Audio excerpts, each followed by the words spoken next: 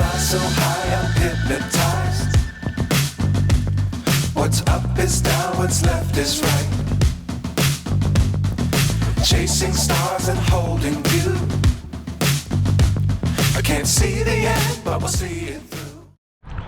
Et voilà, donc on est reparti là depuis hier. Et aujourd'hui, c'est les grands travaux. On s'est arrêté chez des amis.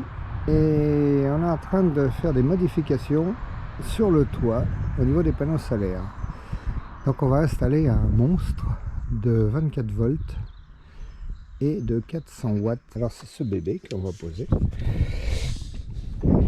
Et vous voyez, c'est un morceau à lui tout seul. Normalement avec ça, si on ne couvre pas nos besoins d'électricité, je désespère. Vous voyez le panneau, il est là-bas. Donc on a été obligé de faire de la place. Et on va, vous voyez, j'ai fait de la place, on a enlevé l'ancien panneau qui était ici. Et on va mettre le grand ici en travers sur toute la largeur. Ici. Et l'ancien panneau, on l'a juste déplacé. Et maintenant, il a trouvé sa nouvelle place à l'avant. Donc on le garde. Ici, on a toujours le vieux 110 watts d'origine.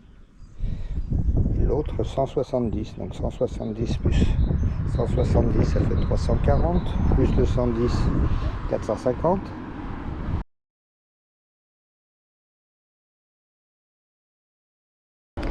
Alors vous voyez, on a fait place nette là. Donc on a enlevé toutes les traces, enfin ce qui restait. Bon, ça laisse des marques bien entendu, mais ça fait quelques années que c'était là. Donc c'est bien propre, il n'y a plus qu'à mettre. Alors le seul truc, c'est qu'il faut qu'on passe par-dessus ces petites choses qui font 6 cm et demi d'épaisseur. Et du coup, on pensait mettre des cornières qui tiennent 9 mm afin de pouvoir visser dessus, mais ça semble impossible. Alors on a trouvé une autre solution, je vais vous faire voir ça tout de suite. Donc voilà, comme je vous disais à l'instant, on pensait mettre ici les cornières en alu de 9 cm de haut, mais ça semble insurmontable. Donc du coup, voilà, la solution, c'est le monsieur qui est ici qui a trouvé. Le galvanisé. Voilà, donc des belles équerres qui font la bonne hauteur, qui vont permettre de passer par-dessus les fameux aérateurs. Vous voyez, on va en mettre un peu partout et on va coller tout ça au Sika et ça va tenir pour quelques années. Alors, normalement au total il va y en avoir 14 comme ça. Ça devrait résister. Voilà. Alors voilà, première présentation du bestiau à sa place, à sa future place. C'est quand même un sacré morceau. Ouais. Si avec ça on n'a pas de jus, je désespère. Alors voilà pour les cornières. C'est des grosses cornières de 9 sur 9. Et en total, on en a mis 14. Donc avec ça, ça devrait tenir. Voilà, on met du Sika pour tout ça. Et puis après, reste à percer, passer le câble, monter le MPPT. Enfin bon, on n'a pas fini encore. Il y a du taf. Et voilà. Et voilà, on vient de coller le bestiau au Sika Flex. Voilà, le bon vieux Sika qui fait tenir tout contre tous les vents. Alors normalement, pour le refroidissement, il n'y aura pas de problème. Il repasse bien là-dessous. Maintenant, on va les coller celui qu'on a déplacé tout à l'heure. Et ça suit son cours. Alors voilà, on va remettre en place le panneau qu'on a déplacé. Alors, une bonne petite couche de Sika, comme d'habitude. Voilà. De l'autre côté, c'est pareil. Et on va le poser. Bon, on est obligé de poser la GoPro, hein, vous verrez pas. Vous verrez ça une fois fini. Et voilà le travail. L'ancien panneau donc a été déplacé. Il est maintenant à l'avant du véhicule. Voilà. Et à sa place, on a dégagé de la place pour mettre le gros de 24 volts là-bas au fond.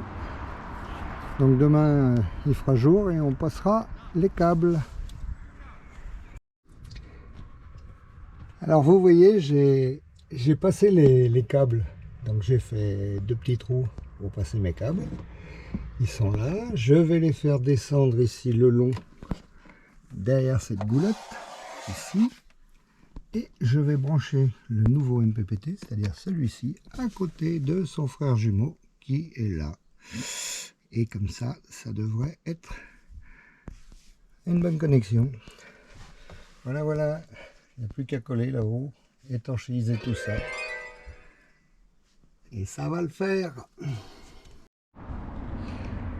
Bon, et bien voilà, le montage sur le toit est terminé.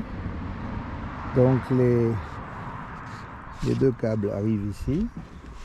Et malheureusement, je vais être obligé de mettre un troisième passe-câble qui est ici. Parce que là, comme c'est du 24 volts, c'est une plus grosse section. Donc c'est deux câbles au lieu d'un seul. Donc voilà, ça descend dans l'habitacle. Maintenant, il n'y a plus qu'à faire le branchement du MPPT. Alors, je ne sais pas si vous voyez bien là, mais mes supports, c'est bien, ces petites cornières là, c'est très pratique. Mais en fait, j'ai vu de l'extérieur, c'est pas très joli. Alors ce que je vais faire, c'est que je vais mettre un cache devant, vous voyez, surtout sur le côté là où ça se voit bien, afin d'améliorer un peu l'esthétique. Mais au niveau fonctionnalité, c'est parfait, c'est nickel. Allez, on va faire la suite en bas. Et bien maintenant, je vais vous faire voir le résultat. C'est que donc le nouveau MPPT est ici. Donc ça, c'est celui du panneau 24 volts.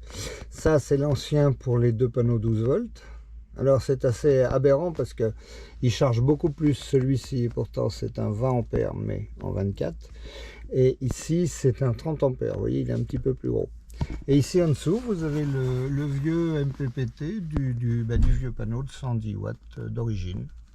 Voilà, voilà. Donc tout arrive là. Et tout ça, ça fonctionne du feu de Dieu.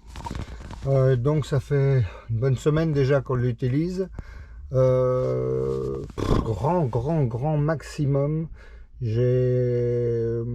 mes panneaux sont excusez-moi, les batteries sont pleines en moins de 2 heures. Moins de 2 heures, qu'il y ait du soleil ou pas, mes batteries sont de nouveau pleines. C'est formidable. Alors si je peux me permettre de vous conseiller, si vous avez de la place, n'hésitez pas, mettez un gros bébé comme ça. Et donc ça, c'est des MPPT de la marque, c'est chinois, mais c'est le top au chinois, c'est Hippie-Vert.